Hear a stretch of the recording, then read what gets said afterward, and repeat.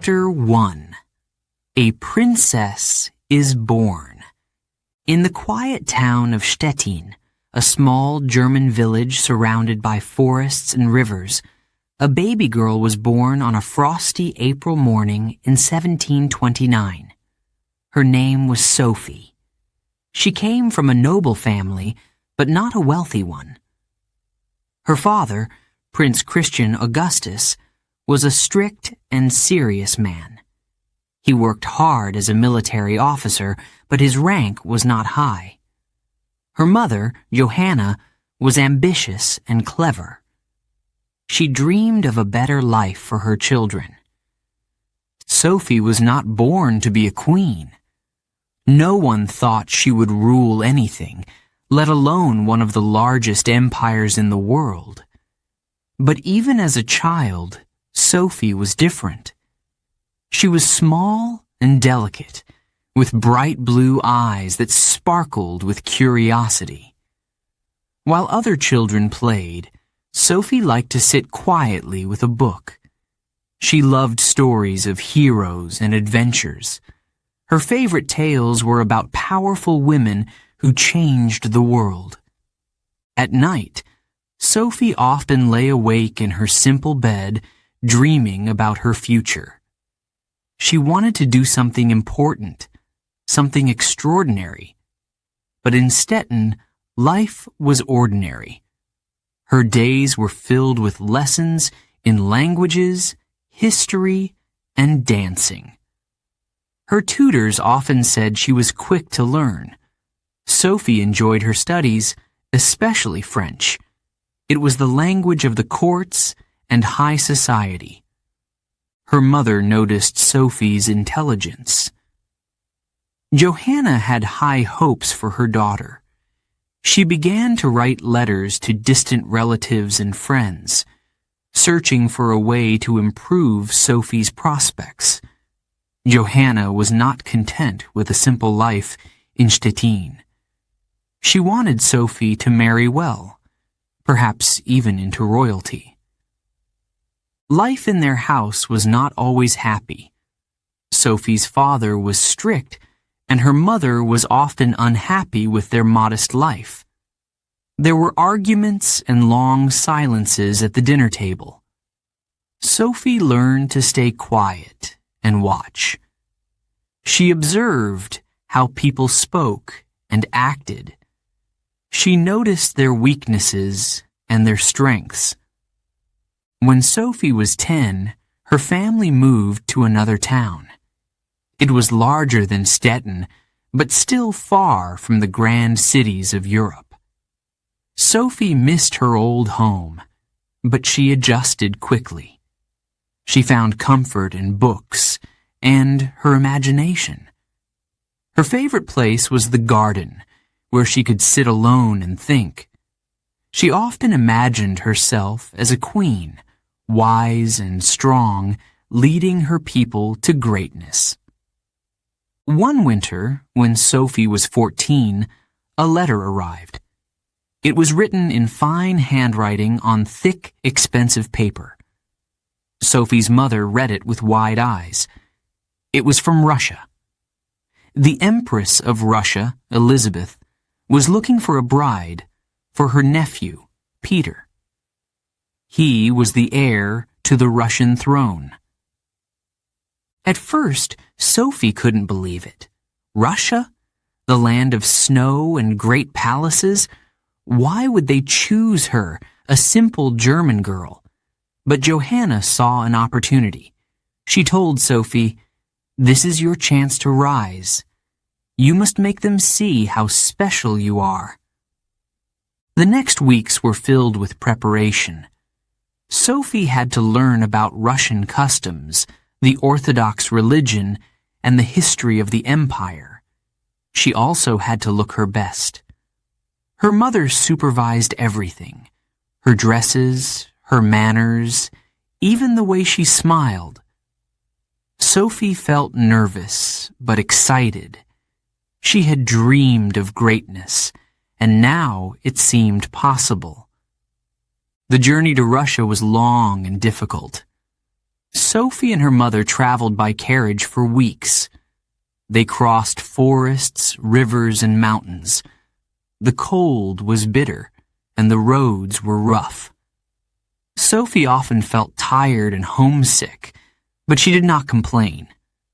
She kept her thoughts to herself, staring out at the snowy landscape. She wondered what Russia would be like. Would the people accept her? Would Peter be kind? When they finally arrived in St. Petersburg, Sophie was amazed. The city was unlike anything she had ever seen. The palaces were enormous, with golden domes that shone in the winter sun. The streets were filled with carriages, soldiers, and merchants.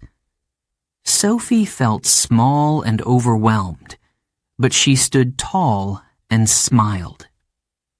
She soon met Empress Elizabeth. The Empress was a powerful woman with a strong personality. She wore rich gowns and heavy jewelry. Her voice was commanding, and her eyes seemed to look straight into Sophie's heart. "You will become one of us," the Empress said.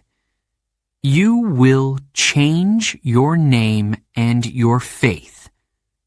Do you accept this?" Sophie hesitated for only a moment. She thought of her dreams and all the sacrifices her family had made. "Yes," she said softly, "I will do whatever is needed."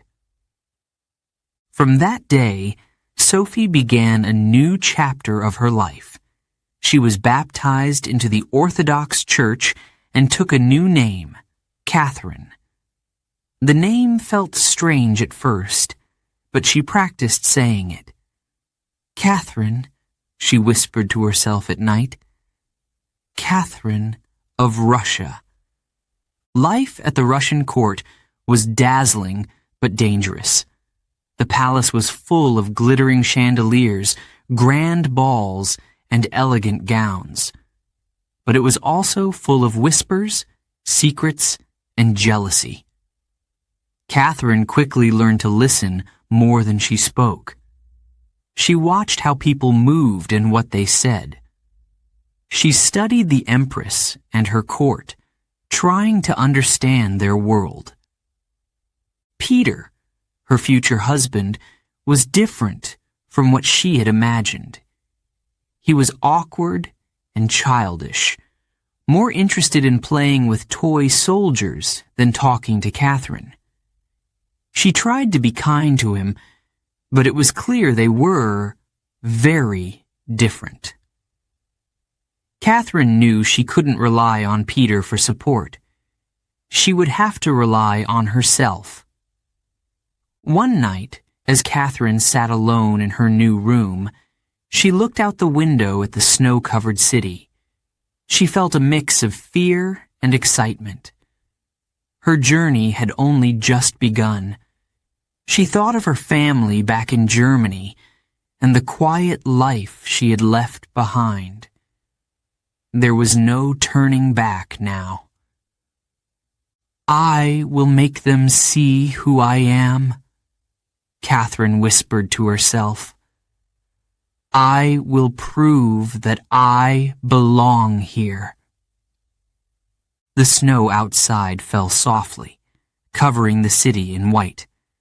Inside the palace, Catherine's heart burned with determination. The girl from Stettin was ready to face her destiny. Chapter 2. A Proposal from Russia. Sophie was sitting by the window when her mother called her. It was a cold winter afternoon.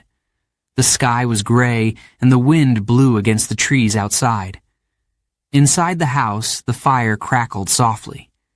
Sophie loved moments like this, quiet and peaceful. But this day was different. Her mother's voice sounded urgent. "Sophie, come quickly," her mother said. Sophie stood up, her heart beating faster. She walked into the main room, where her mother was holding a letter. It was written on fine paper, sealed with red wax. Sophie could see that her mother was excited. Her hands trembled as she opened the letter. "It's from Russia," Johanna said, her voice filled with wonder. "Russia?" Sophie asked, confused. She knew little about that distant land. It was a country of snow and palaces, she had heard, but what could Russia want with her? Johanna began to read the letter aloud. The Empress of Russia, Elizabeth, was looking for a bride for her nephew, Peter.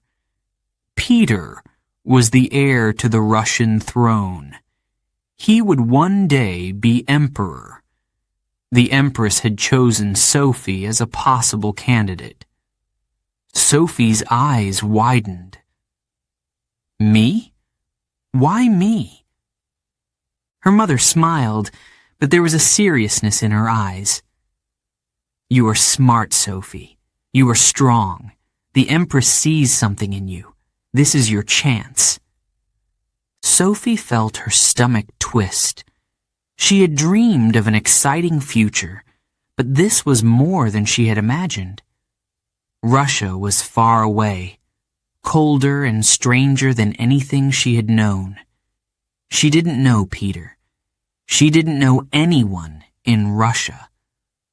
"What if they don't like me?" Sophie asked softly. "You will make them like you," her mother said firmly. "You are clever and charming. You must believe in yourself." The next few days were a blur of preparation. Sophie had to study Russian customs and learn about her future husband. Peter was said to be a young man with German roots, like Sophie. But the descriptions of him were not encouraging. Some said he was childish and difficult. Others said he was moody and strange. Sophie tried not to think about these rumors. She focused on what she needed to do. Her mother helped her choose dresses for the journey. They were simple but elegant. Sophie practiced her manners and her smile. She studied maps of Russia, tracing the journey she would soon take. The day she left her home was cold and quiet. Sophie hugged her father goodbye. He was not a man of many words, but he looked at her with pride. "Do your best, Sophie," he said simply. Her mother walked with her to the carriage. "This is the start of your new life," Johanna said. "You were born for great things." Sophie climbed into the carriage, her hands shaking.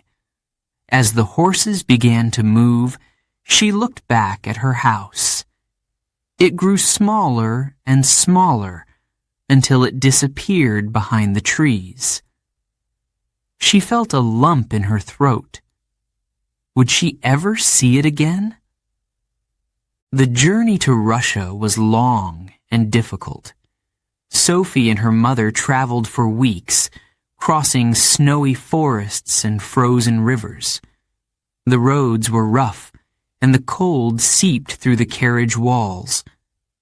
At night, they stayed in small inns, where the fires barely warmed the rooms. Sophie spent much of the journey thinking about her future. She wondered what Peter would be like. Would he be kind? Would they get along? She also thought about the Empress. Elizabeth was known to be powerful and demanding. Sophie hoped she would make a good impression. One evening, as the carriage rattled along a bumpy road, Sophie asked her mother, "What if I fail? What if I'm not what they want?" Johanna looked at her daughter and took her hand. "You will not fail," she said. "You are stronger than you think, Sophie. You have always been strong." Sophie nodded, but the doubt remained. She stared out at the snow-covered fields, trying to imagine what her life in Russia would be like. When they finally arrived in St. Petersburg, Sophie was overwhelmed. The city was grand and glittering, with wide streets and towering palaces. Everything seemed larger than life. The people were dressed in furs and silks, their carriages shining in the winter sun. Sophie's carriage stopped in front of the Winter Palace. She stepped out, her heart pounding. The palace was enormous, its golden domes gleaming against the gray sky. Sophie felt small and out of place, but she lifted her chin and walked inside. The air inside the palace was warm and heavy with the scent of candles and flowers. Servants in fine uniforms bowed as Sophie and her mother were led through grand halls. Chandeliers sparkled above their heads, and the walls were covered in rich tapestries. Sophie had never seen anything so beautiful. Finally, they were brought into a large room where the Empress waited. Elizabeth was seated on a throne, dressed in a gown of deep red velvet. Her crown sparkled with diamonds. She looked at Sophie with piercing eyes, studying her closely. Sophie curtsied deeply, as she had practiced. Her heart raced as the Empress spoke. "You are the one they call Sophie?" "Yes, Your Majesty," Sophie said softly. The Empress nodded, her expression unreadable. "You will do," she said after a long pause. Sophie felt a wave of relief, but it was quickly followed by fear. The Empress's approval was only the beginning. There was so much more to prove. In the days that followed, Sophie met Peter for the first time. He was tall and awkward, with a nervous laugh. He didn't seem very interested in her, more focused on his toy soldiers than their conversation. Sophie tried to smile and make polite conversation, but she felt disappointed. "He is not what I expected," Sophie admitted to her mother later. "Perhaps not," Johanna said, "but you must find a way to work with him. This is your path now." Sophie nodded, her resolve growing. She knew this journey would not be easy, but she was determined to succeed. She thought of her family back in Germany and the life she had left behind. She couldn't turn back now. One night, as Sophie lay in her new room at the palace, she looked out the window at the snowy city. She felt both fear and excitement.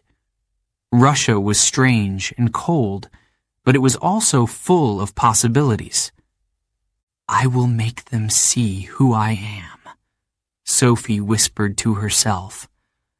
"I will become someone they will never forget."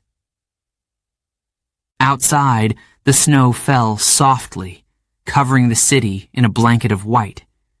Inside, Sophie's heart burned with determination. Chapter 3. Becoming Catherine.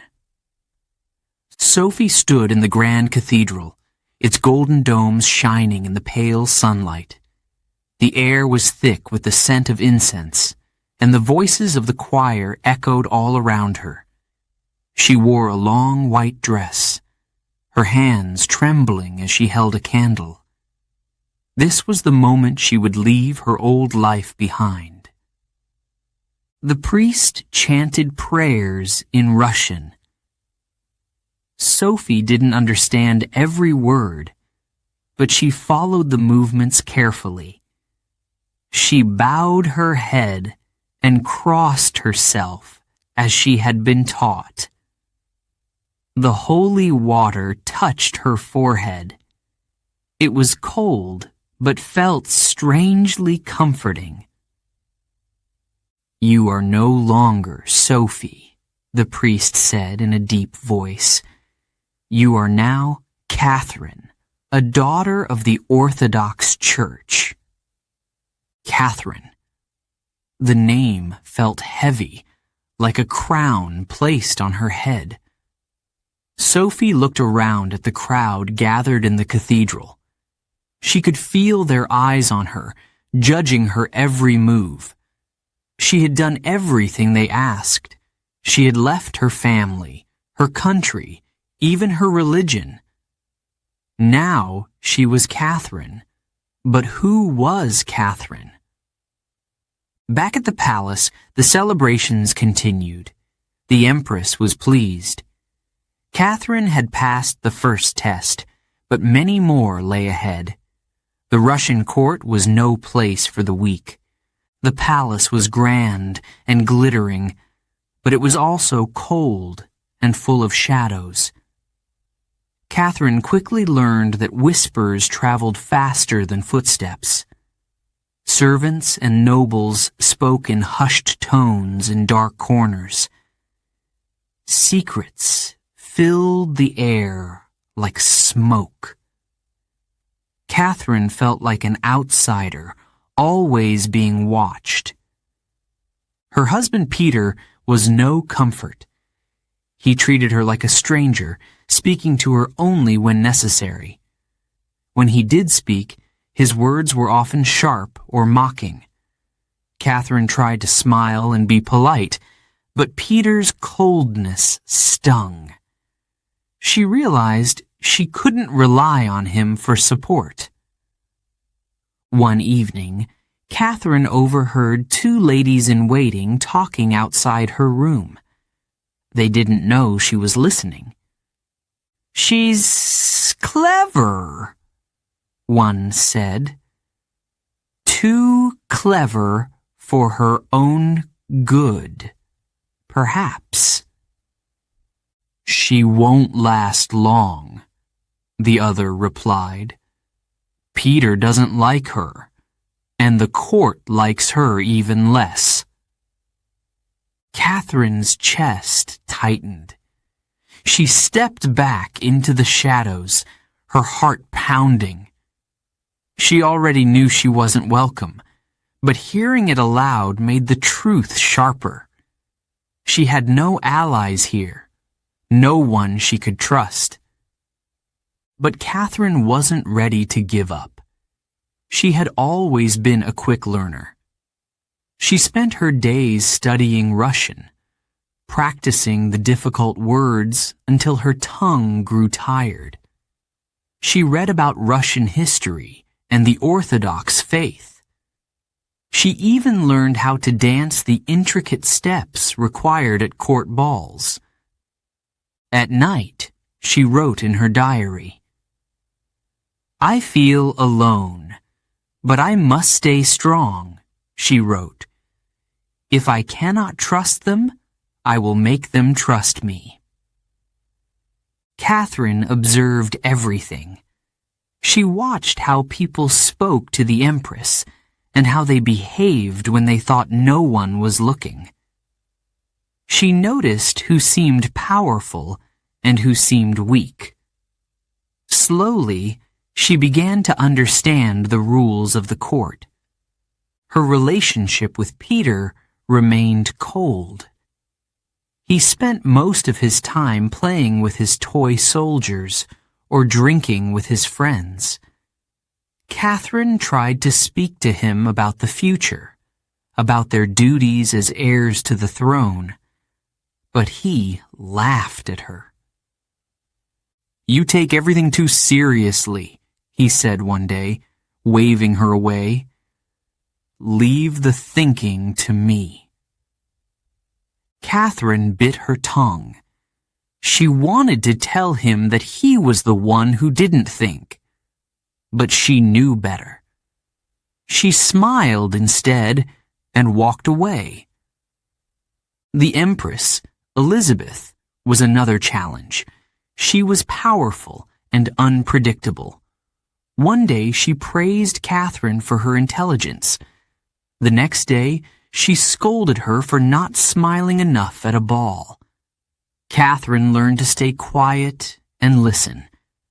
She didn't want to make any mistakes. One day, the Empress called Catherine to her private chambers. Catherine's heart raced as she entered the room.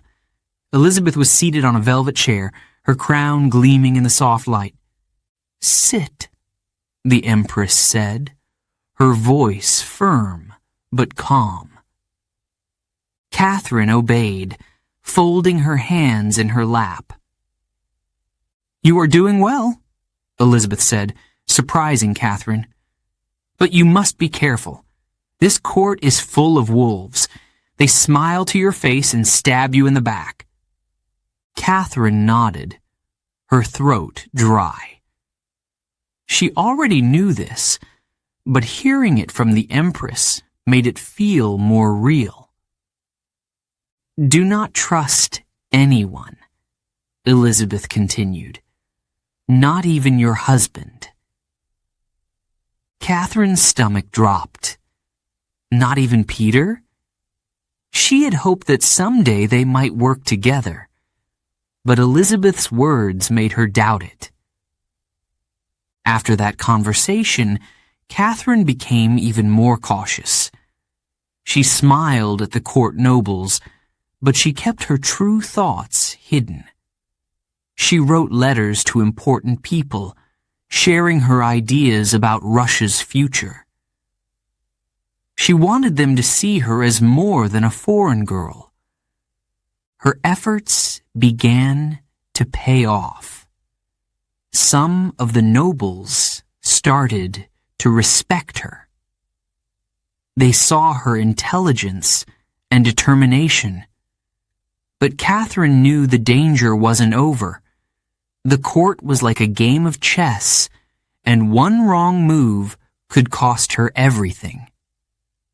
One cold winter night, Catherine sat by the window in her room. The city was quiet, covered in snow. She thought about her life in Germany, about her family and her old home. "I have changed so much," she whispered to herself. "I am not Sophie anymore. I am Catherine. I must become stronger." The next day, Catherine walked through the palace halls with her head held high. She greeted the nobles with confidence, even those who whispered behind her back. She spoke Russian fluently now, and her words carried weight. But she never let her guard down. She remembered the Empress's warning. This court is full of wolves. Catherine knew that her journey was far from over. There were still dangers ahead, and Peter was still a problem. But she had made it this far. She was no longer the girl who had arrived in Russia, unsure and afraid. She was Catherine. And she was determined to survive. Chapter 4. The Lonely Wife. Catherine sat by the window in her room, staring out at the snow-covered gardens. The palace was silent, except for the faint sound of footsteps in the hall. She felt the cold, not from the air, but from within herself. It was the coldness of loneliness. Her husband, Peter, had once again disappeared into his private quarters. He spent his days there, surrounded by his toy soldiers. Catherine had tried to join him once to understand his strange obsession, but he laughed at her. "What would you know about war?" he sneered. "Go read your books." Catherine felt the sting of his words, but she said nothing. She had learned to hide her emotions. She returned to her room, where her books and diary waited. They were her only comfort in the palace. Peter was not the man she had hoped for. He was childish, always playing games and ignoring his responsibilities. He drank too much and often spoke cruelly to the servants. Catherine watched him with a mix of frustration and sadness. How could someone like him rule a great empire? One evening, Catherine overheard two courtiers talking in the hallway. "Peter is a fool," one man said. "He cares more about his dogs than his people." The other laughed. "And his wife? She's too smart for him. She's better suited to rule than he is." Catherine felt a flicker of something she hadn't felt in a long time. Hope. Someone had noticed her intelligence. Perhaps not everyone at court was against her. But even with that small glimmer of encouragement, Catherine felt alone. Peter treated her as if she didn't exist. The court was full of whispers and schemes, and she didn't know who to trust. She spent her days reading, learning everything she could about Russia, its history, and its people. Books became her escape. She read about great leaders and their triumphs. She imagined herself as one of them, making decisions and guiding a nation. She wrote long letters to herself, planning for a future that seemed impossible. One night, Catherine sat by the fire with a book in her lap. The flames flickered, casting shadows on the walls. She felt the weight of her loneliness. "I cannot live like this forever," she whispered to herself.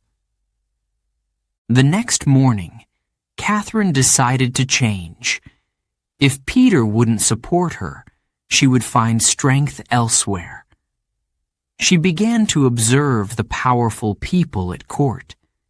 She watched how they spoke, how they moved, and who they surrounded themselves with. Catherine started conversations with diplomats and generals.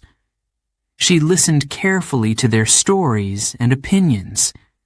She asked thoughtful questions, showing her intelligence without revealing too much. Slowly, she began to build connections. One of her first allies was a man named Count Panin. He was a respected advisor, known for his wisdom. Catherine admired his calm and logical approach. Panin, in turn, was impressed by Catherine's curiosity and determination. They often spoke late into the evening, discussing politics and philosophy. Another important figure was Grigory Orlov, a young officer in the Imperial Guard. Orlov was brave and charismatic, and he quickly became one of Catherine's most loyal supporters. He admired her strength and ambition, and he encouraged her to believe in herself. With their help, Catherine began to feel less alone. She realized that even in the cold and dangerous world of the Russian court, there were people who believed in her. Peter, meanwhile, grew more erratic.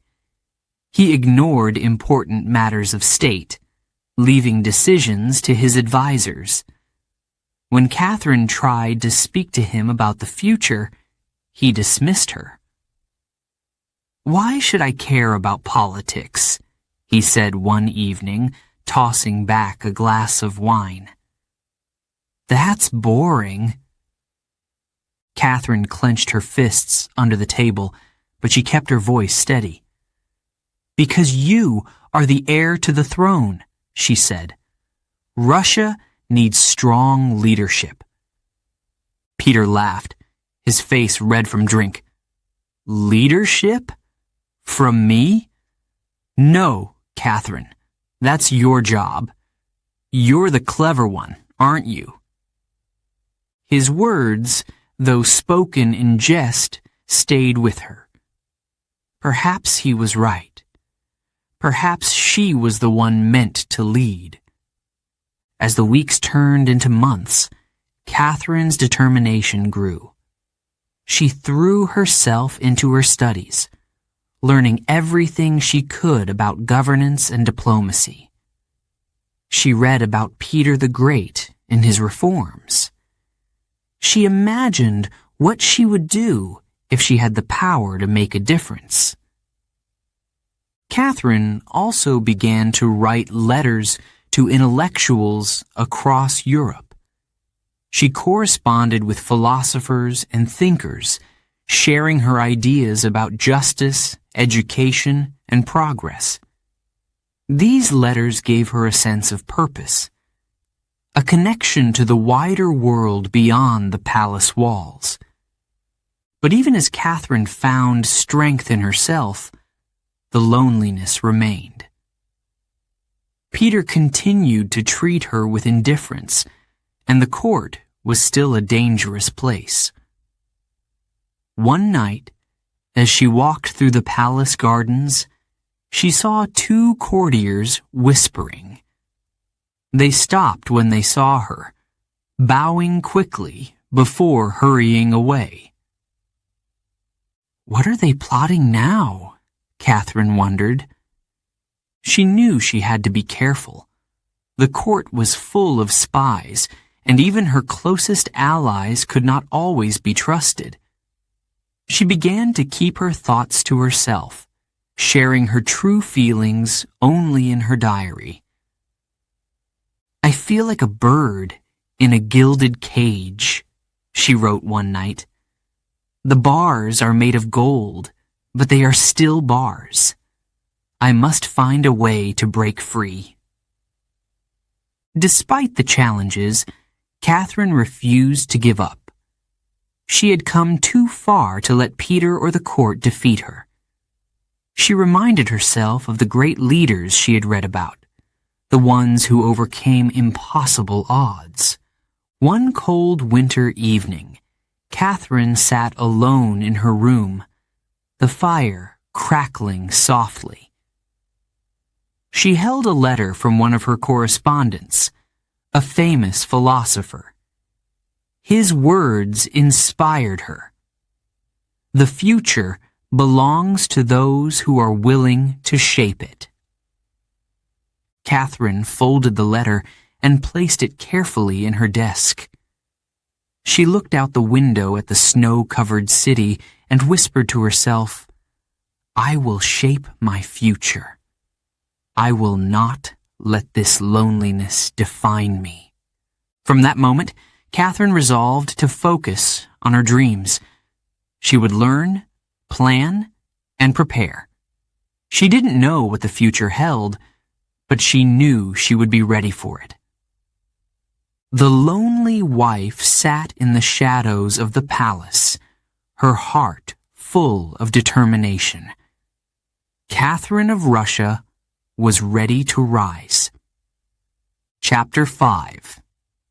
A Dangerous Plan. Catherine stood at the window of her chambers, staring out at the dark sky. The stars glittered above the city, but her thoughts were heavy. Peter was now emperor. Empress Elizabeth, who had ruled Russia with strength and wisdom, was gone.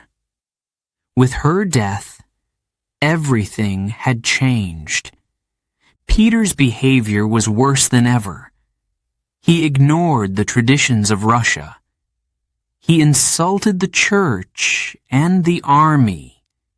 He laughed at the people's concerns and spent his days playing games, drinking, and making foolish decisions.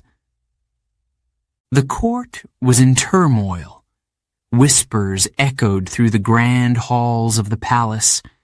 Servants and nobles alike murmured about Peter's unpopularity.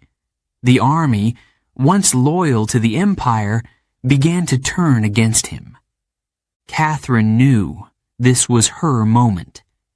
She had spent years preparing, watching, and waiting. Now, the chance to act was finally here. But it was dangerous. If her plan failed, the consequences would be severe. Peter would not show mercy. She would be imprisoned, or worse. Catherine took a deep breath and steadied herself. She had come too far to let fear stop her. One evening, she met with her closest allies in a small, hidden room deep within the palace.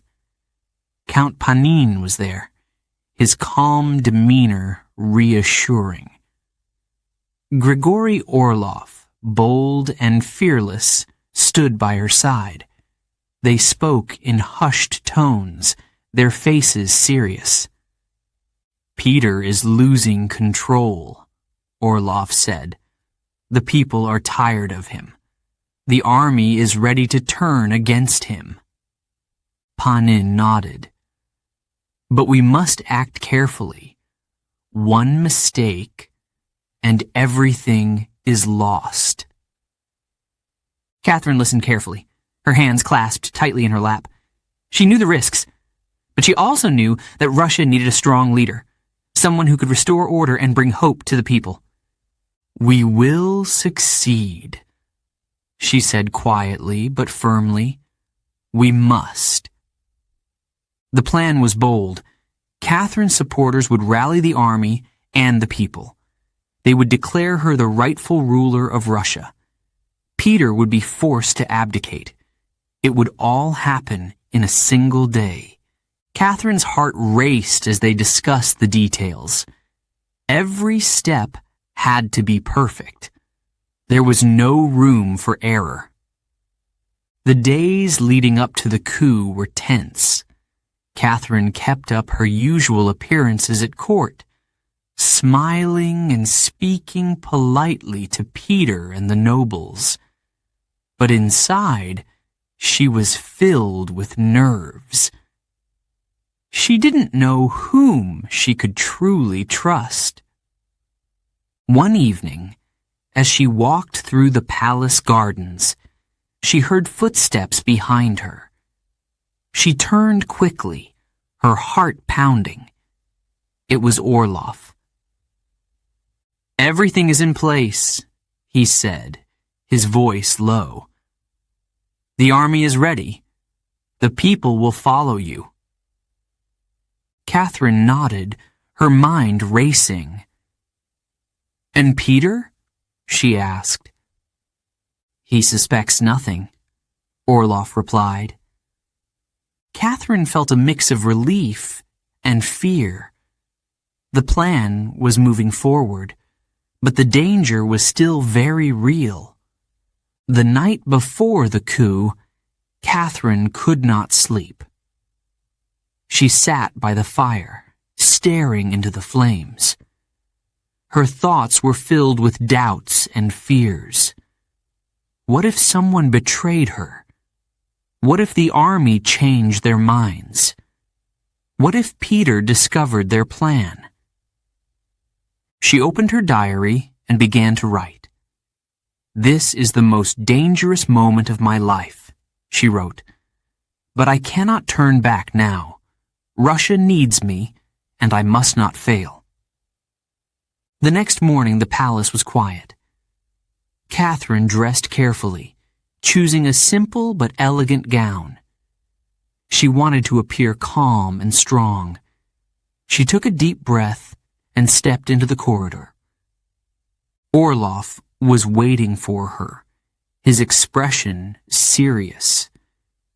"It's time," he said. Catherine nodded. Together, they left the palace and headed to the barracks where the soldiers were gathered. When Catherine arrived, the soldiers knelt before her.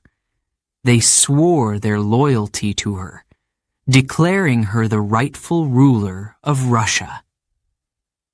Catherine's heart swelled with emotion. She felt a surge of strength and determination. She spoke to the soldiers, her voice steady and confident. Russia needs a leader who will protect its people and honor its traditions, she said. Together, we will restore peace and order. I will not fail you. The soldiers cheered, their voices echoing through the barracks.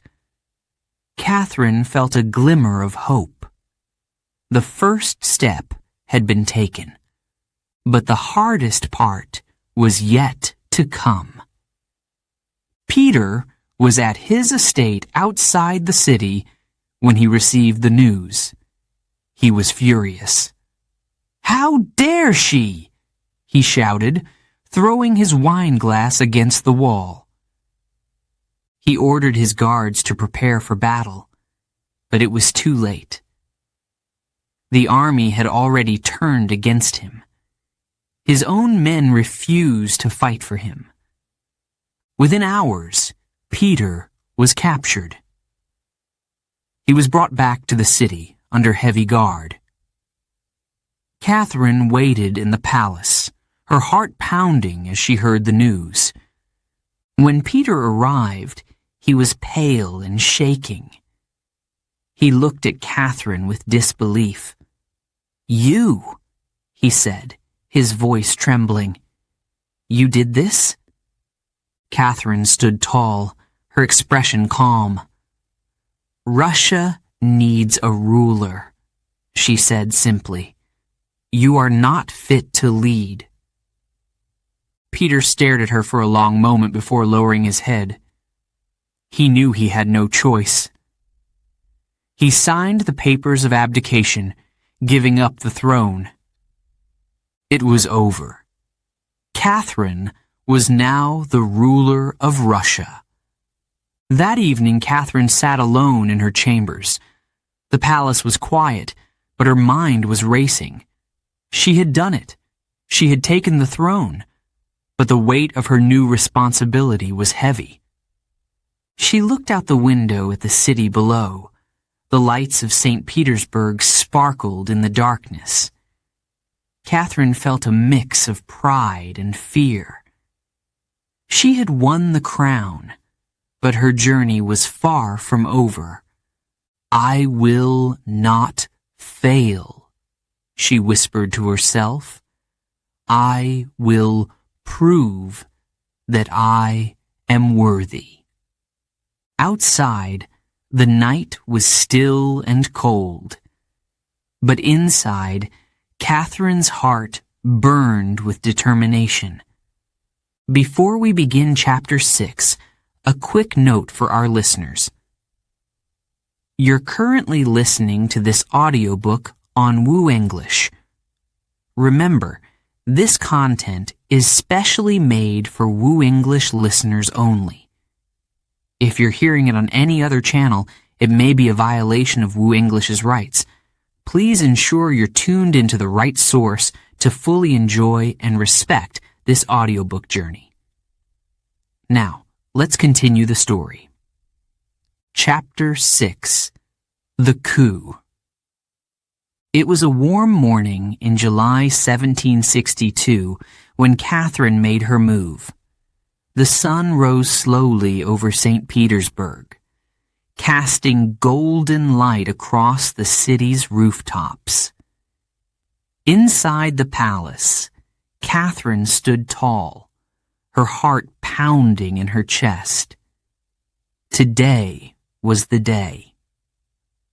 For weeks, she and her allies had been planning this moment. The army was ready, loyal soldiers had pledged their support, and her closest confidants were in position. But the risks were great. If anything went wrong, the consequences would be deadly. Catherine took a deep breath and adjusted her military uniform. She had chosen to wear it to show strength and determination.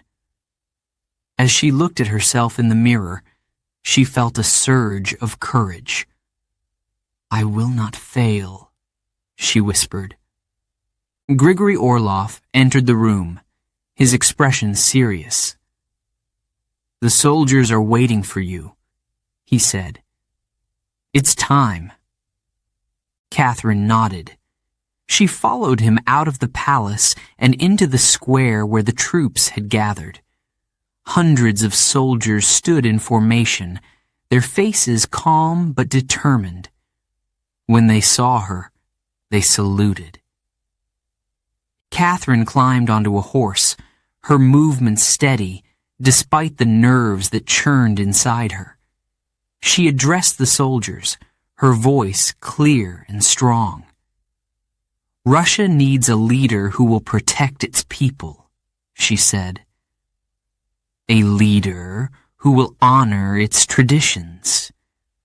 Together, we will restore order and peace." The soldiers cheered, their voices echoing through the square. Catherine felt a spark of hope. She knew she could not hesitate now. With Orlov and the troops by her side, Catherine led the march toward the palace where Peter was staying.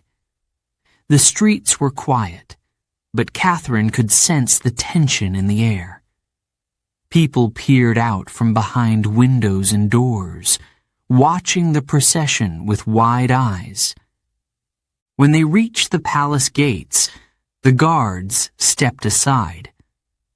They had already been persuaded to join Catherine's cause.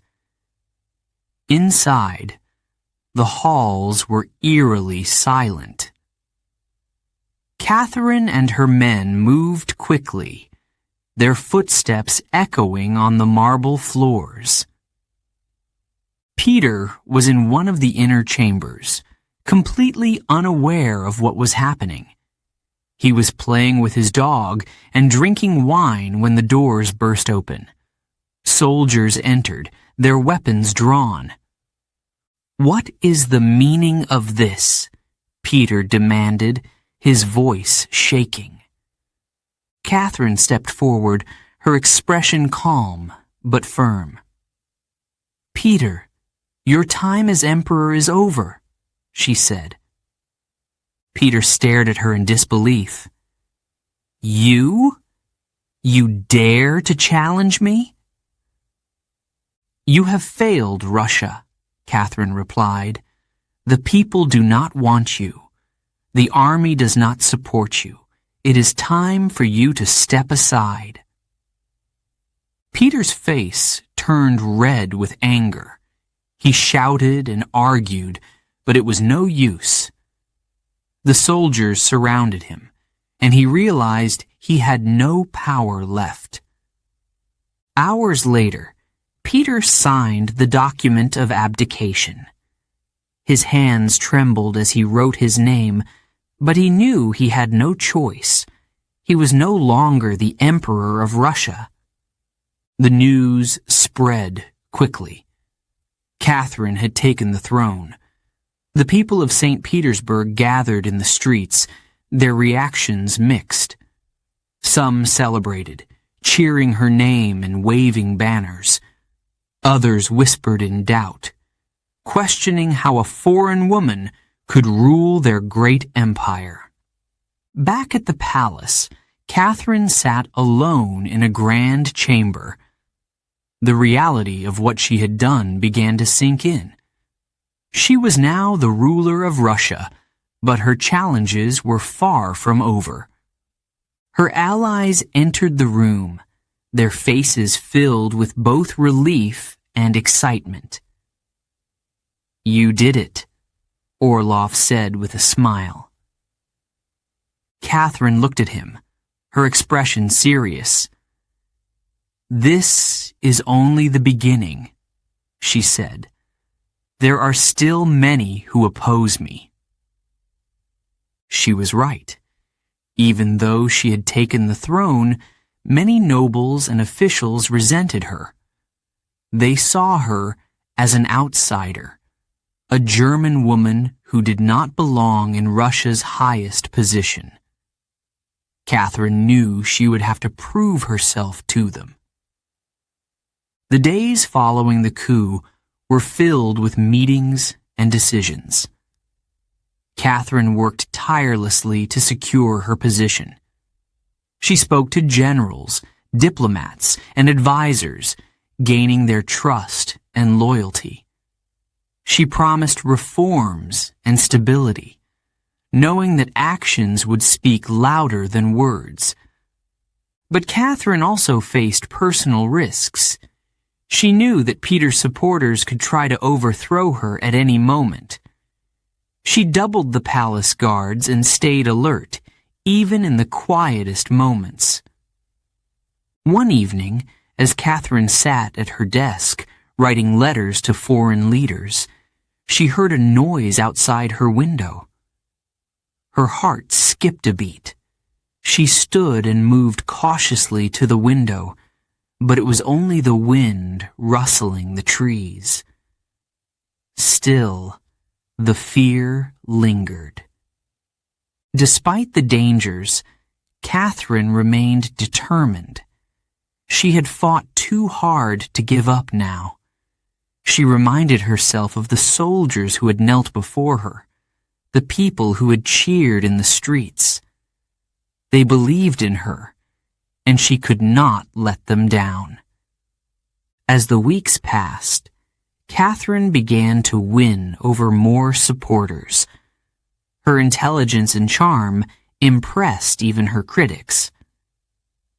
She showed them that she was not just a foreigner, but a ruler who cared deeply about Russia's future.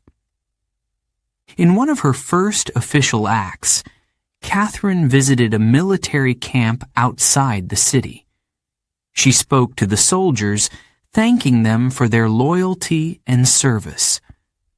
"You are the strength of Russia," she told them. "Together, we will build a stronger, better nation." The soldiers cheered, and Catherine felt a sense of pride. She knew that winning the loyalty of the army was crucial to her success. But even as Catherine gained support, her enemies continued to plot against her. She received anonymous letters warning her of conspiracies and betrayal. Each warning made her more cautious, more watchful. One night, as she prepared for bed, Catherine sat by the window and looked out at the city. The lights of St. Petersburg twinkled in the darkness, and the Neva River flowed silently under the stars. Catherine thought about the risks she had taken and the sacrifices she had made. "I have come this far," she whispered to herself. "I will not fail now." The coup had been a turning point in Catherine's life. She had taken the throne, but her journey as Empress was only beginning. The challenges ahead were immense, but Catherine was ready to face them. She closed her eyes and took a deep breath. Tomorrow, she would continue her work. She would prove to Russia and to the world that she was the leader they needed. Outside, the city slept, but Catherine's mind raced with plans and possibilities. She was no longer just a foreign girl or a lonely wife. She was Catherine the Great, ruler of Russia. Chapter 7. Building an Empire. Catherine sat at her desk, A map of Russia spread before her. The country stretched endlessly, from the icy north to the vast steppes in the south.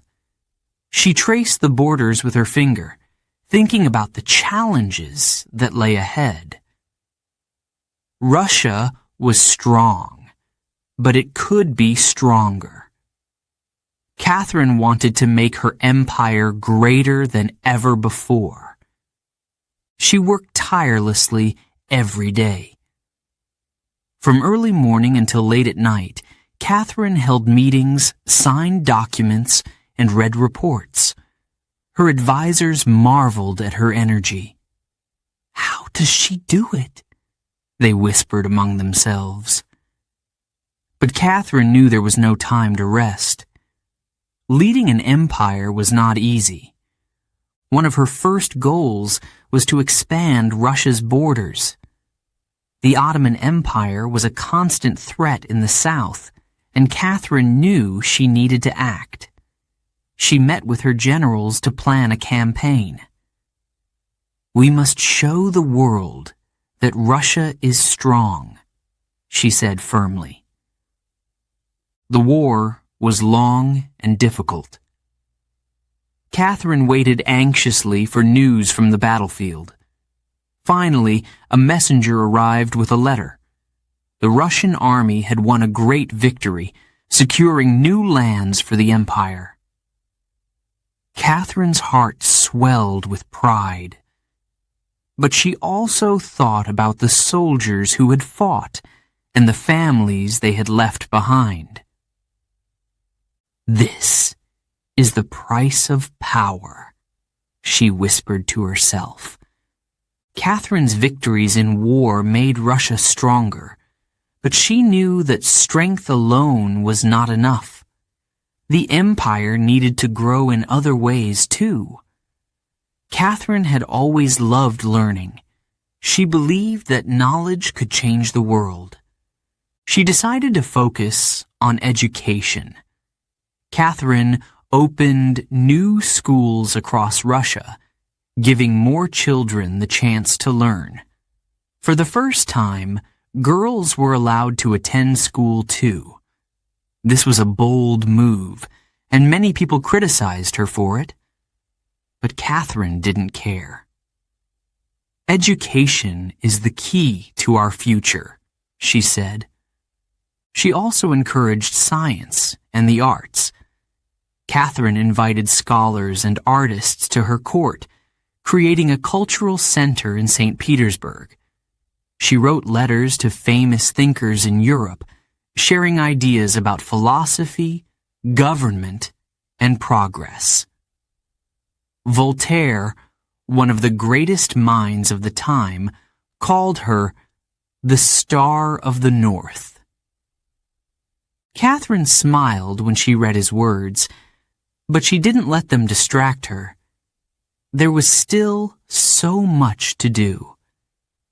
She worked on reforming the government, making it more efficient and fair. Catherine ordered the creation of a new legal code, one that would protect the rights of all her people. It was an ambitious project, and it faced resistance from many nobles. "They will never accept this," one advisor warned. Catherine sighed, but remained determined. "Change takes time," she said, "but it must begin somewhere." Her reforms were not always successful. Sometimes the people resisted. Other times her plans failed to bring the results she hoped for. Catherine often found herself asking, "Am I doing enough?" She knew that not everyone supported her. Many nobles resented her for being a foreigner. Some whispered that she didn't truly understand Russia. Catherine heard these criticisms, but she refused to let them stop her. "I may not have been born here," she said to herself, "but I love this country, and I will give it everything I have." Despite her determination, Catherine faced many challenges. One of the most serious was a rebellion led by a man named Pugachev. He claimed to be the rightful emperor and gathered thousands of followers. Villages were burned, and the people lived in fear. Catherine acted quickly. She sent her best generals to stop the rebellion. The battles were fierce and bloody, but eventually Pugachev was captured. Catherine visited the affected areas herself, listening to the people's concerns. She promised to do better. The rebellion was a wake-up call. It reminded Catherine of the deep divisions in her empire. She realized that her work was far from over. Amid all these challenges, Catherine found joy in her cultural projects. She expanded the Hermitage, filling it with treasures from around the world. She loved walking through the grand halls, admiring the paintings and sculptures. The Hermitage was more than a museum to her. It was a symbol of Russia's growing greatness. Catherine also loved writing. She kept a diary where she recorded her thoughts and plans. Late at night, when the palace was quiet, she would sit by the fire and write. "I have done much," she wrote one evening, "but there is still so much to do. I hope history will remember me as a ruler who tried her best." Her relationship with the nobles was always delicate. Catherine needed their support, but she also wanted to limit their power. She carefully balanced their interests with her vision for reform. One evening during a meeting with her advisors, Catherine stood up and pointed to the map on the wall. "This is our Russia," she said. "It is vast and beautiful, but it is also fragile. We must work together to strengthen it." Her words inspired those around her, but Catherine knew that inspiration was not enough. Actions mattered more than words. As the years passed, Catherine's efforts began to bear fruit. The economy improved, and new towns were built. Russia's influence in Europe grew, and Catherine was recognized as one of the most powerful rulers of her time. But Catherine never allowed herself to feel completely satisfied. She always believed there was more to do.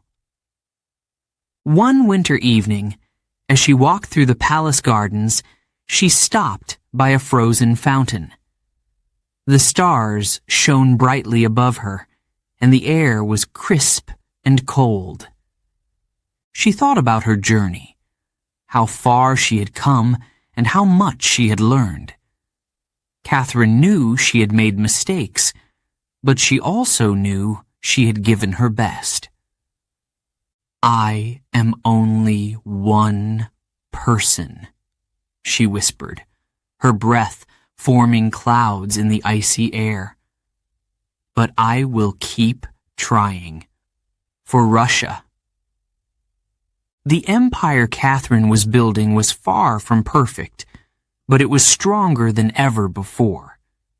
Her love for learning, her determination, and her vision for the future had brought Russia to new heights.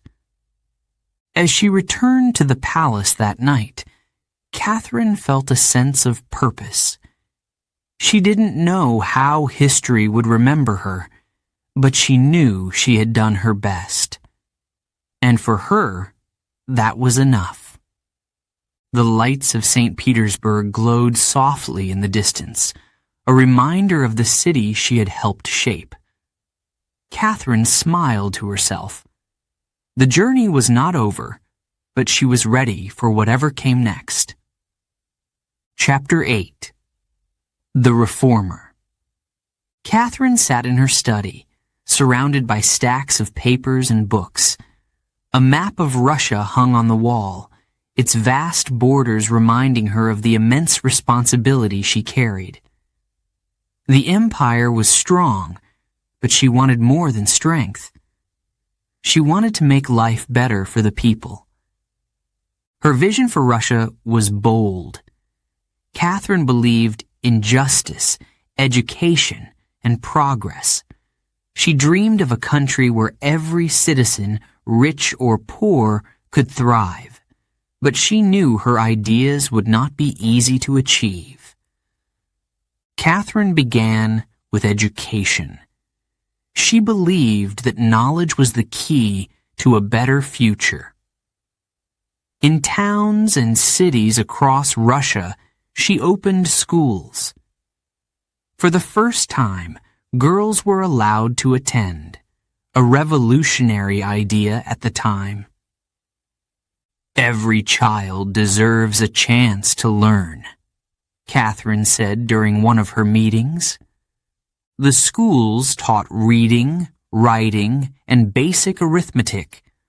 They also emphasized practical skills that would help children succeed in life. Catherine hoped these schools would create a new generation of educated Russians who could contribute to the empire's growth. But not everyone supported her efforts. Many nobles saw education as unnecessary for the lower classes. They believed that peasants should remain uneducated and focus only on farming. Catherine faced these criticisms head-on. An ignorant people cannot build a strong nation, she argued. But she also understood the importance of compromise. She worked carefully to balance her reforms with the nobles' demands, knowing that their support was essential to her rule. In addition to schools, Catherine built libraries. She wanted ordinary Russians to have access to books and knowledge. She filled these libraries with works on history, science, and philosophy. One of her favorite projects was translating books into Russian so that more people could read them. Catherine herself worked on some of these translations, often staying up late into the night. "Knowledge should not be a luxury," she said. "It should be a right." Catherine also turned her attention to the legal system. Russia's laws were outdated and confusing, often favoring the rich over the poor. Catherine believed this was unfair. She ordered the creation of a new legal code, one that would ensure justice for all citizens. The process was long and difficult. Catherine gathered experts from across the empire to draft the new laws.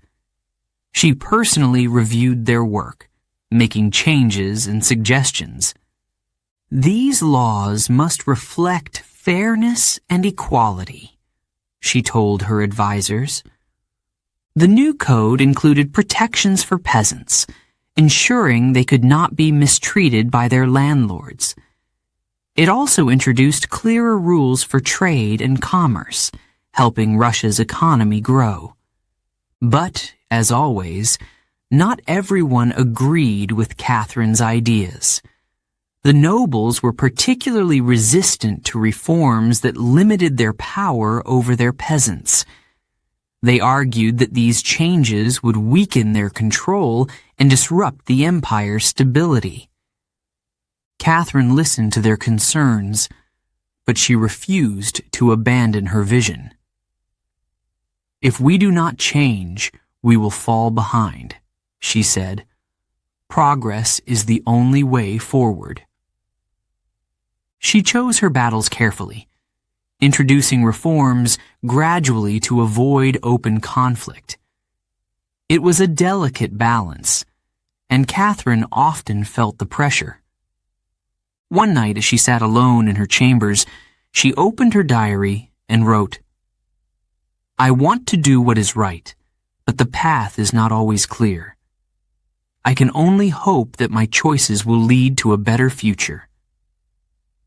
Catherine's reforms extended beyond education and law. She also worked to improve agriculture and trade. She encouraged farmers to adopt new methods and technologies, hoping to increase crop yields and reduce hunger. In cities, Catherine supported merchants and craftsmen, helping them expand their businesses. She believed that a strong economy would benefit everyone, from the richest noble to the poorest peasant. But progress was slow, and Catherine often wondered if she was making enough of a difference. The challenges seemed endless. Rebellions broke out in some regions, and natural disasters struck others.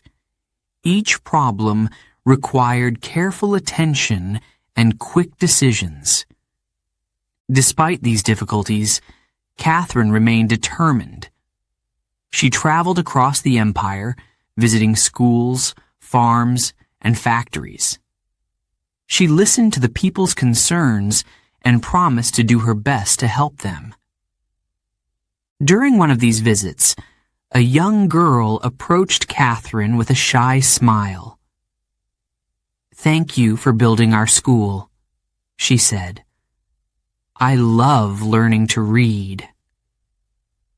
Catherine's heart swelled with pride. Moments like these reminded her why she worked so hard. Her love for knowledge and progress inspired many, but it also drew criticism. Some nobles accused her of caring too much about ideas from Europe and not enough about Russia's traditions. "You are forgetting who we are," one noble said during a heated meeting. Catherine responded calmly. "I am not forgetting," she said. "I am trying to build a future where we can be both strong and wise." Catherine's reforms were not perfect, and she knew that. But she believed in the importance of trying. She often reminded herself of a quote she had once read, "Great things are not achieved by those who fear failure." One of Catherine's most ambitious projects was the creation of new towns. She wanted to modernize Russia's infrastructure and provide more opportunities for its people. These towns were carefully planned, with schools, libraries, and marketplaces at their centers. Catherine visited some of these towns herself, walking through the streets and talking to the people. She was proud of what she saw, but she also knew there was still much to be done. At night, when the palace was quiet, Catherine often reflected on her journey. She thought about the challenges she had faced and the progress she had made. But she also thought about the future. "Will they remember me as a reformer?" she wondered. "Or will they focus on my failures?" Catherine didn't know the answer, but she resolved to keep working. She believed that her efforts, no matter how imperfect, were worth it. The lights of St. Petersburg flickered in the distance as Catherine closed her diary for the night. She felt both tired and hopeful. Leading an empire was a constant struggle, but she knew it was a struggle worth fighting. Catherine the Great was a ruler who believed in progress. She faced resistance and setbacks, but she never gave up. Her reforms shaped Russia in ways that would last for generations. As she prepared for bed, Catherine whispered to herself, "I am not done yet." Chapter 9. The Pugachev Rebellion. Catherine was in her study when the news arrived. A messenger burst into the room, pale and breathless. He held a letter in his trembling hands. Catherine took it, her heart sinking as she saw the seal. The letter was from one of her generals in the south. The words were brief, but alarming. A man named Empress Pugachev was leading a rebellion. He claimed to be Emperor Peter III, Catherine's late husband. Pugachev had gathered thousands of peasants, workers, and soldiers. They were burning villages, killing officials, and declaring that he was the rightful ruler of Russia. Catherine read the letter twice, her hands gripping the paper tightly. A rebellion. This was more than just a challenge to her authority. It was a threat to the stability of the entire empire. She summoned her advisors immediately. "What do we know about this man?" she asked, her voice calm but firm. "Pugachev is a former soldier," one advisor explained. "He has convinced the peasants that he is Peter III. Many believe him." Catherine frowned. It was not the first time someone had claimed to be Peter, but this rebellion was different. It was growing rapidly, and it was violent. The peasants were angry, Catherine knew. They were tired of high taxes, hard work, and poor treatment from landowners. Pugachev had promised them freedom and land. To them, he was a savior. Catherine looked at the map on the table. The rebellion had started in the southern regions, but was spreading quickly. Towns and villages were falling under Pugachev's control. Catherine's mind raced. She had to act swiftly, but carefully. "We must stop this rebellion before it reaches the heart of the empire," she said. Catherine sent orders to her generals, instructing them to mobilize the army. She wanted a strong, decisive response, but she also knew that brute force alone would not solve the deeper problems. The rebellion spread like wildfire. Reports poured in daily. Villages were burned to the ground. Officials were executed in the streets. Catherine listened to these reports with a heavy heart. She felt the weight of her people's suffering. One evening, as she sat alone in her chambers, Catherine wrote in her diary, "This rebellion is a mirror. It shows us the pain and anger of the people. I must find a way to bring peace, not just with the sword, but with understanding." The battles between Pugachev's forces and Catherine's army were fierce. Pugachev's followers fought with passion, driven by their belief in his promises. Catherine's generals struggled to contain the rebellion. In one letter, a general wrote, "The peasants fight like men who have nothing to lose.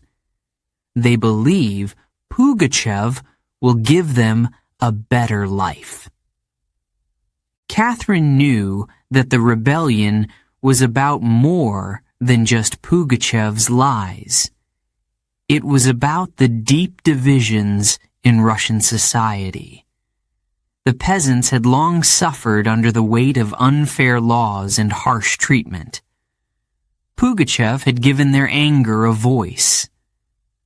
After months of fighting, Catherine's army began to gain the upper hand. Her generals captured key towns and cut off Pugachev's supplies. Slowly, the rebellion started to weaken. Finally, Pugachev himself was captured. He was brought to Moscow, where he faced trial for his crimes. Catherine did not attend the trial, but she read every report carefully. When the verdict was announced, Pugachev was sentenced to death. Catherine approved the sentence, but she felt no joy in it. She saw Pugachev not as a monster, but as a symbol of the anger that still simmered beneath the surface of her empire. Even after the rebellion was crushed, its impact lingered. Catherine traveled to the southern regions to see the damage for herself. She met with villagers, listening to their stories of loss and suffering.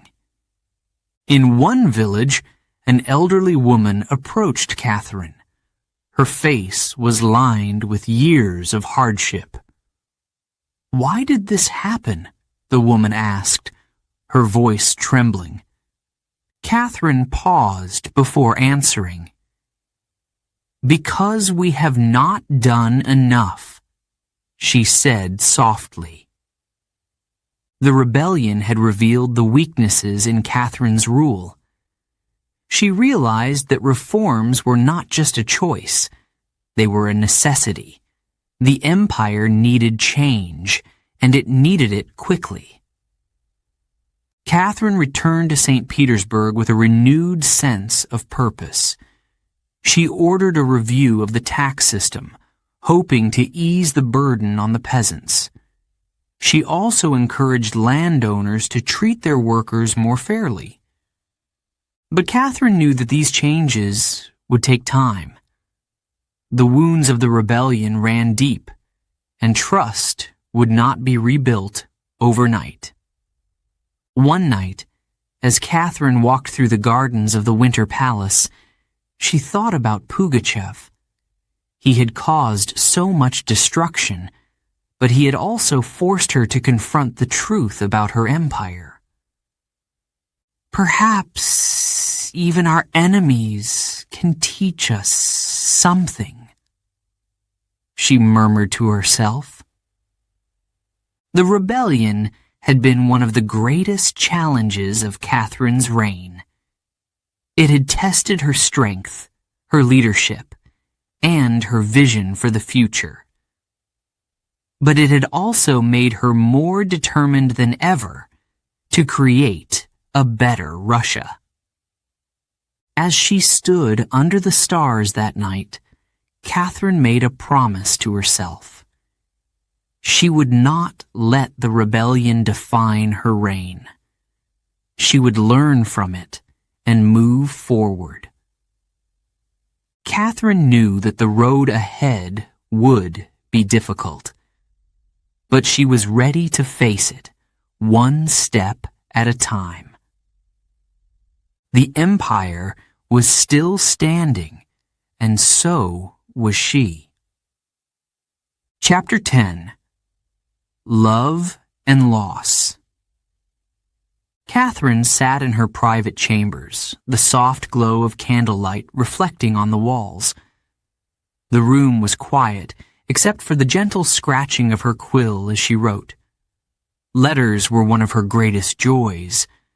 She wrote to philosophers, writers, and scientists across Europe. They called her the enlightened Empress, and Catherine loved discussing ideas with them. But tonight, her thoughts were heavy. The paper before her remained unfinished. Catherine set down her quill and leaned back in her chair. She looked at the paintings on the walls, at the shelves filled with books she had collected over the years. These things brought her comfort, but they could not fill the emptiness she felt inside. Catherine had many close relationships during her life. She had loved deeply and had been loved in return. But in her heart, she was always alone. As Empress, there were few people she could truly trust. She thought about Peter, her late husband. Their marriage had been unhappy, and his cruelty had left scars. Catherine had tried to find love with others, but her position often complicated things. Some men admired her for her power and intelligence. Others sought to use her for their own gain. One of Catherine's great loves was Grigory Potemkin. He was bold, ambitious, and charming. Together, they dreamed of expanding and strengthening Russia. Potemkin built cities, planned campaigns, and supported Catherine in her vision for the empire. Their relationship was passionate, but also complicated. They often argued, their strong personalities clashing. But they always came back to each other. Catherine valued his advice and trusted him like no one else. When Potemkin died, Catherine was heartbroken. She mourned him deeply, but she had to carry on. As Empress, Catherine could not afford to show weakness. She surrounded herself with loyal advisors, but none of them could replace Potemkin in her heart. Music and art became her refuge. Catherine loved attending operas and concerts. She commissioned beautiful works of art and filled the Hermitage with treasures from around the world. She believed that culture could elevate the soul and inspire greatness. Catherine also found joy in her correspondence with Enlightenment thinkers. She admired Voltaire, Diderot, and others who shared her belief in progress and reason. Their letters were filled with ideas about justice, education, and governance. One day, Catherine received a letter from Voltaire. He praised her efforts to modernize Russia and called her a beacon of light in a dark world. Catherine smiled as she read his words. She was proud of her accomplishments, but she often wondered if she was doing enough. In the quiet moments of the night, Catherine reflected on her life. She thought about her early days as a young German princess, about the coup that had brought her to power, and about the many challenges she had faced as Empress. She also thought about her mistakes. Catherine had tried to make life better for her people, but she knew she had not always succeeded. The rebellion led by Pugachev was a painful reminder of the divisions in her empire. Have I done enough? She often asked herself. Will history remember me for my successes or for my failures? Catherine's health began to decline as the years passed. She worked tirelessly, even when she was unwell. Her advisors urged her to rest, but Catherine refused. Russia does not sleep, she told them, and neither can I. She continued to write letters, plan reforms, and oversee the affairs of the empire. But she could feel time slipping away. One winter evening, Catherine walked through the palace gardens. The air was crisp, and the ground was covered in snow. She looked up at the stars, their light cold and distant. She thought about the legacy she would leave behind. Catherine had expanded Russia's borders, reformed its laws, and brought culture and learning to its people. but she knew that her work was unfinished. She paused by a frozen fountain and stared at her reflection in the ice. Her face was older now, lined with years of struggle and responsibility, but her eyes still held the determination that had carried her through so much. "I have done my best," she whispered to herself. Catherine's dreams of a better Russia were grand, but she knew they would take generations to achieve. She often wondered if future rulers would continue her work or undo it. Despite her doubts, Catherine remained hopeful. She believed in the power of ideas and in the resilience of her people.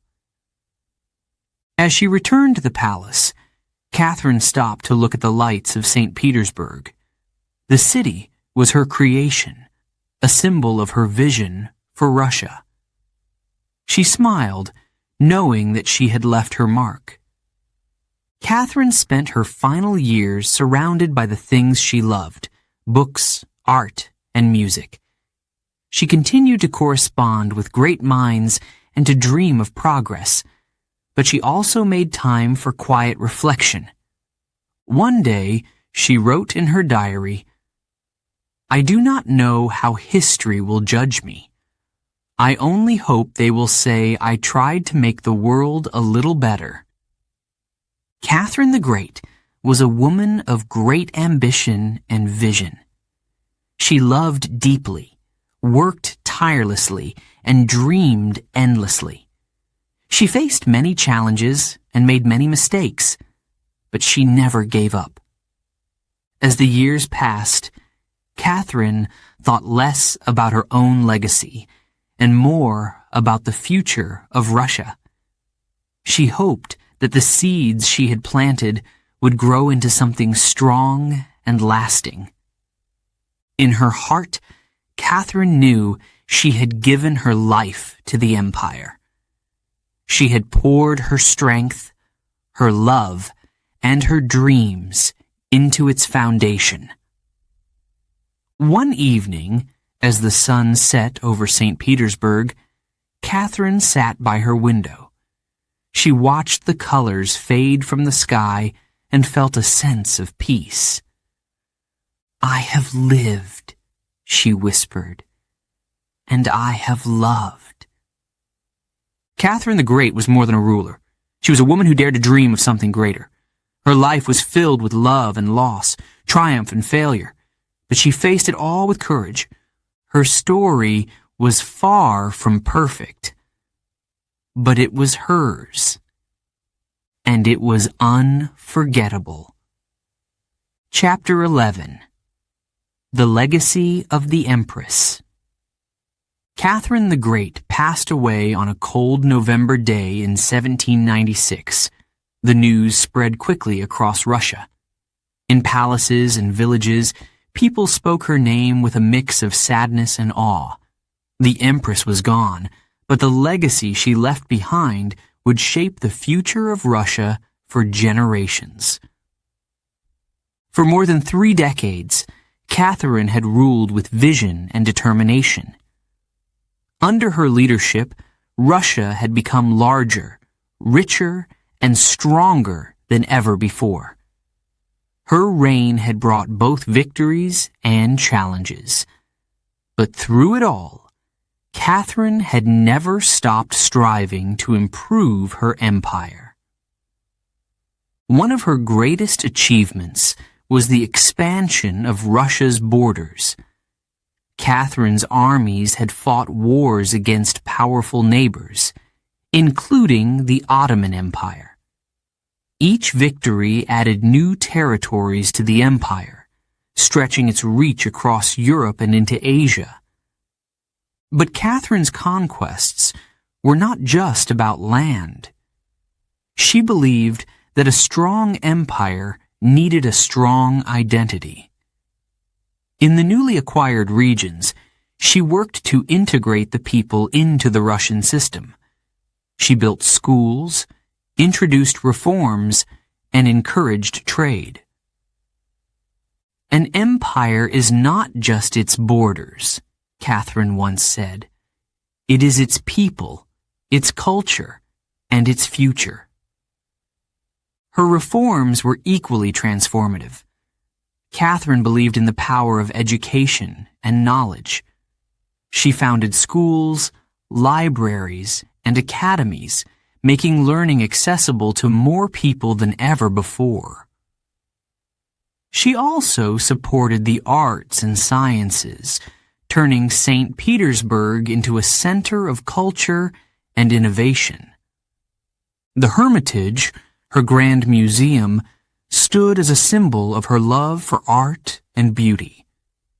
It housed treasures from across the world, reflecting Catherine's belief that Russia could learn and grow by embracing the best of other cultures. Catherine's legal reforms were another key part of her legacy. She worked tirelessly to modernize Russia's outdated laws. Her efforts to create a fairer and more efficient legal system inspired future leaders to continue the work she had started. But Catherine's legacy was not without its flaws.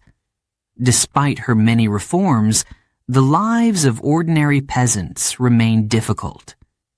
Many still lived in poverty, tied to the land as serfs under the control of powerful nobles. Catherine had tried to address these issues, but the resistance from the nobility was too strong. She achieved so much, one historian later wrote, but she was only human. She could not solve every problem. Catherine herself often reflected on her limitations. In her diary, she once wrote, "I have done what I could, but there is always more to do. I only hope that those who come after me will continue the work." Her death marked the end of an era, but her influence lived on.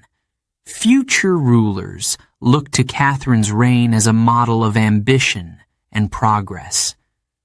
She had shown that a leader's intelligence and vision could transform a nation. Catherine's legacy also reached beyond Russia. She was admired by leaders and thinkers across Europe. Her correspondence with Enlightenment philosophers like Voltaire and Diderot had inspired debates about governance, education, and human rights. She was a ruler and a philosopher, Voltaire once said. A rare combination in any age. But Catherine's legacy was not just about power and progress. It was also about courage. As a foreign-born woman, she had faced immense challenges to secure her place on the throne. Many doubted her at first, but Catherine proved them wrong. She showed the world what a determined woman could achieve, a contemporary observer noted. Her story inspired generations of women to dream bigger and to believe in their abilities. Catherine's strength, intelligence, and resilience became a symbol of what was possible, even in the face of great obstacles. As the years passed, historians debated Catherine's reign. Some praised her as one of Russia's greatest rulers, while others criticized her for the issues she left unresolved. But no one could deny her impact. One winter evening, many years after Catherine's death, a group of students gathered in St. Petersburg to discuss her legacy. They spoke about her reforms, her conquests, and her vision for Russia. "She wasn't perfect," one student said, "but she cared deeply about this country. She wanted to make it better." The others nodded in agreement. They knew that Catherine's story was not just about her successes or failures. It was about her determination to try, to dream, and to lead. Today, Catherine the Great is remembered as a ruler who changed the course of history. Her name is spoken with respect and admiration, not just in Russia, but around the world. Her legacy lives on in the institutions she built, the ideas she championed, and the stories she inspired. Catherine's Russia was far from perfect, but it was stronger, more unified, and more forward-looking than ever before. In the end, Catherine's work was not truly finished. No leader's work ever is. But she had laid a foundation for the future, a foundation that others could build upon. As one historian wrote, Catherine dreamed of a better Russia, and in many ways, she made that dream a reality. She gave her life to her empire, and in return, she earned a place in history. Catherine the Great's story is one of ambition, courage, and hope. It is a reminder that even in the face of doubt and difficulty, one person can make a difference. Her empire, her reforms, and her dreams continue to inspire us today. And her legacy endures. Chapter 12. Remembering Catherine. Catherine the Great is more than a name in history books. She is a symbol of courage, ambition, and intelligence. Her life and legacy continue to inspire people around the world. Today, we remember her not just as a ruler, but as a woman who dared to dream boldly and act decisively. Catherine was born in a small German town, far from the splendor of Russia. No one could have predicted that this curious and determined young girl would one day rule an empire. From the beginning, she faced challenges. She had to leave her family, her home, and even her name behind. But Catherine never let fear stop her. She adapted to her new life in Russia, learning the language, studying the culture, and building alliances. She became stronger with every challenge she faced. By the time she took the throne, Catherine was ready to lead. Her reign was a time of great transformation for Russia. Catherine expanded the empire's borders, making it one of the largest and most powerful nations in the world. She fought wars, negotiated treaties, and strengthened Russia's position on the global stage. But Catherine's legacy is not just about war and politics. She believed in the power of knowledge. Catherine loved to learn and wanted to share that love with her people. She built schools, libraries, and academies, bringing education to more Russians than ever before. She also valued art and culture. Catherine filled the Hermitage with treasures from around the world. She supported artists, musicians, and writers, turning St. Petersburg into a vibrant cultural center. Her love for beauty and creativity inspired generations to follow. Catherine's ideas were ahead of her time. She corresponded with great thinkers like Voltaire and Diderot, sharing her vision for a more just and enlightened society. She dreamed of a Russia where every citizen could thrive, regardless of their birth. But her journey was not without struggles. Catherine faced criticism and resistance, especially from the nobility. Her reforms were not always successful, and she often had to make difficult choices. The Pugachev rebellion was one of the darkest moments of her reign. It reminded Catherine of the deep divisions in her empire. She worked tirelessly to address these issues, but she knew that true change would take time. Through it all, Catherine remained determined. She once wrote in her diary, "I will not let fear or failure stop me. I am here to serve Russia, and I will give it my all." Catherine's strength and resilience inspire us today. She showed that leadership is not about being perfect. It is about trying, learning, and never giving up. As we look back on Catherine's life, we see a ruler who loved her people and her country. She believed in progress and worked to create a brighter future. Her efforts laid the foundation for a stronger Russia, one that would continue to grow and evolve after her death. But Catherine's story is not just about Russia. It is a universal tale of courage and ambition. Her life teaches us that great achievements come from bold ideas and hard work. Today, statues of Catherine stand in cities across Russia. They remind us of her strength and vision.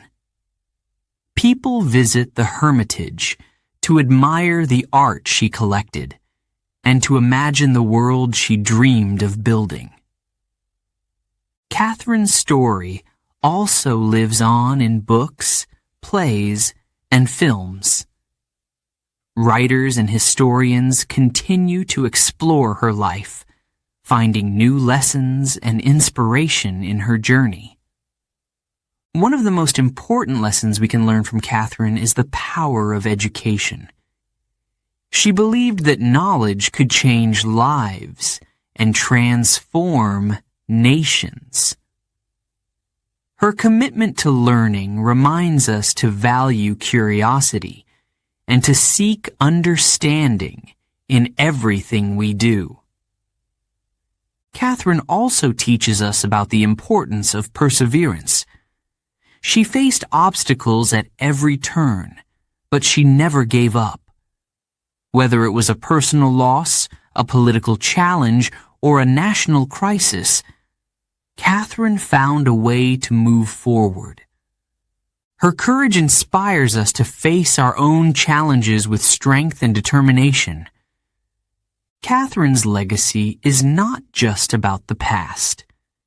It is about the future.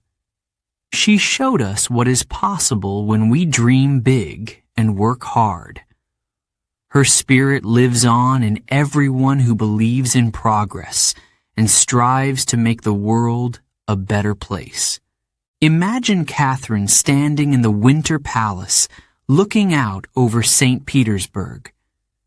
The city she helped shape sparkled in the evening light, a testament to her vision and dedication.